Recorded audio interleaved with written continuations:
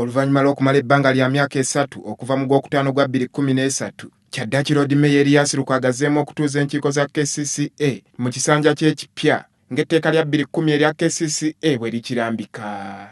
The order paper is as follows. Authority prayers, second administration of oath for the remaining councillors, communication from the Road Mayor, adoption of standard usual procedure, appointment and approval of the deputy Road Mayor, and the last one, election of standing committees. Ng'olutuula lwakatandika, Kansala Buluhani Byaluhanga, omu ku baali abasaale mu kisanja ekiwedde okujja mu Road Mayor obwesige alyoka agobe mu ofiisi ye, asoose kuwakanya kutuula kwa kansa eno nti etudde mu bumenyi bw'amateeka nga yeesigama ku ky'abakansala abakulira ebitongole by'abakugu nti si balonde ko n'ekiwandiiko kya kkooti.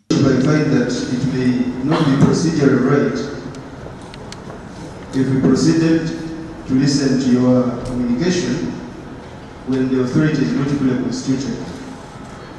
Your Lordship, I bring this with the information that there was a court ruling to the effect that the authority cannot continue to transact business for as long as it's not fully constituted. I would therefore want to move, Your Lordship, if it is in the interest of this authority, that for the member who is not yet with us would stay over for some given time until we can have a fully constituted authority. Otherwise, we will be going against the court's ruling that was given. I so pray. Kyokka Road Mayor amusomedde ekiwandiiko nga yeesigama ku ssemateeka nga kansa eno bwetudde mu butuufu era ng'erina okugenda mu maaso n'emirimu gyayo. Failure to elect the 4 councillors. By that time, councillors representing professional bodies have not been elected.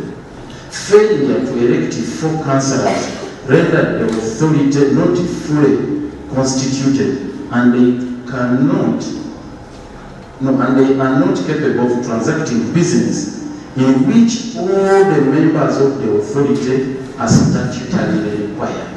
That's the operative word. The authority cannot legally transact business if it's not fully constituted in matters where all members are statutorily required to participate, like in the case of impeachment, where the 2/3 will be calculated against all members. What is required is quorum.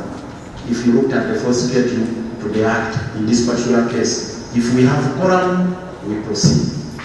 If we don't have quorum, certainly we have to suspend the proceedings. But I was guided from the beginning by the clerk that we have already realized quorum, unless the point is on quorum. Bwetyo kansa egenze mu maaso era ng'etandise na kulayiza abakansala abatalayira nga mukaaga omwezi guno. I, Zawedi Aida, swear in the name of the Almighty God that I will give faithful service to Kampala Capital City Authority and support and uphold the Constitution of the Republic of Uganda as bylaw established. So help me God. Bino bwe biwedde, Road Mayor Erias Lukwago n'atuuka ku nsonga obwedda mulindwe ey'okulonda omumyuka we era ng'ayita mu tteeka lya Kampala Capital City Act talonzalonzezza n'alonda Sarah Kanyike akiikirira abakyala b'e Makindye East okuba omumyuka we. From amongst my colleagues, my friends, I would have loved to appoint many, but my hands are tied. Permit me, ladies and gentlemen, on that note, to invoke the powers vested in the office of the Lord Mayor under the provisions of Section 9, subsection 3 of the KCC Act to appoint Sarah Kanyike as the President. Bakansala bonna ku mulundi guno basizza kimunga nkuyege ne bayisa erinnya lya Sarah Kanyike okuba omumyuka wa Road Mayor era bw'atyo n'alayizibwa mu bitiibwa ebijjuvu eby'omumyuka wa Road Mayor okutandika okukakkalabya emirimu gya ofiisi eyo. Section 9, subsection 3, it states that the Deputy Road Mayor shall be appointed from among the members of the authority by the Road Mayor with the approval, and I'm underlining the word approval, Your Lordship. And therefore, I want to support with that amendment of the motion that was moved and request colleagues that we do approve the appointment of Honorable Sarah Kanyike Sebagala for the position of the Deputy Road Marshal. Lord Mayor yeebazizza omutima oguyoleseddwa banna FDC okubanga be balina omuwendo omunene mu kanso obutaleetawo okusika muguwa nga bwe kyali ku mulundi ogwaggwa okuva eri aba NRM.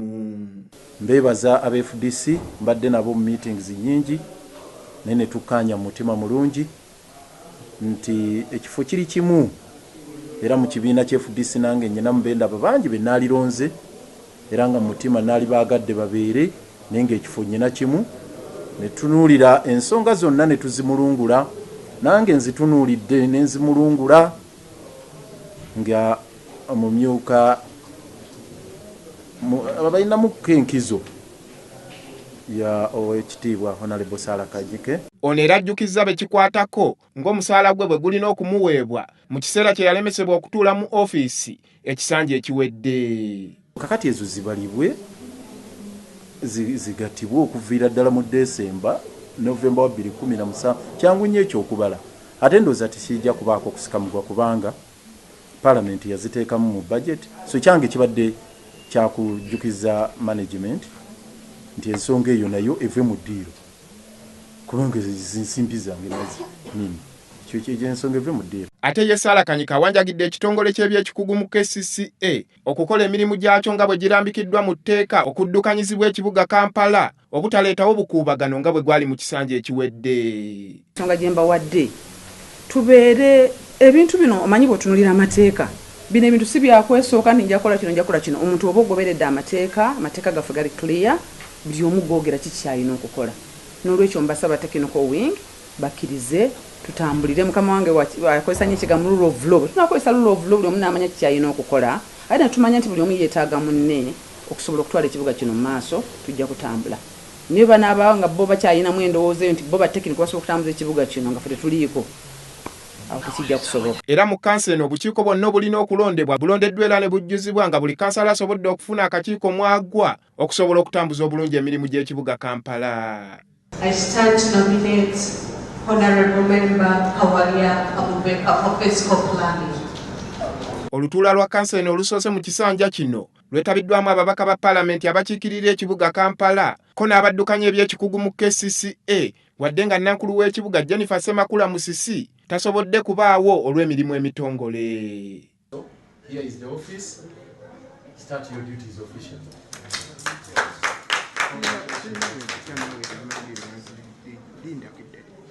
Andrew Kagwa, WBS TV, Kampala.